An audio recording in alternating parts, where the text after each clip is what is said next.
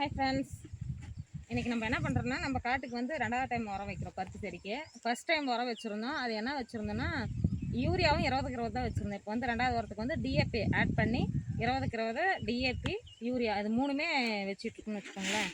அடுத்தது வந்து 3வது உரம் வைப்போம். அது எப்படின்னா பார் ஓட்டுறப்ப வைப்போம். பார் ஓட்டுறப்ப அதில் வந்து டிஏபி 20க்கு 20 யூரியா, அப்புறம் வந்து வேப்பம் புண்ணாக்கு, கடல புண்ணாக்கு, அப்புறம் என்னென்ன பொட்டாசு, இதெல்லாம் கலந்து தான் வைப்பேன். அப்போ தான் செடி கொஞ்சம் நல்லா வளர்ந்து வரும். இந்த அளவுக்காவது வரும். காய் நல்லா பெருசு பெருசாக மொட்டு மொட்டாக வரும் இல்லைங்களா? அதனால் அடி உரம் நல்லா கொடுத்தோன்னா எந்த அளவுக்கு அடி உரம் கொடுக்குறோமோ அந்த அளவுக்கு செடி நல்லா வளரும். பருத்திக்கு இந்த மாதிரிலாம் பண்ணால் தான் கரெக்டாக நல்லா வரும். இப்போ அடுத்தது இந்த வேலை முடிஞ்சிடுச்சு, வேலைக்கு கிளம்ப போகிறோம். அது என்ன வேலைன்னா அடுத்தது பார்க்கலாம்.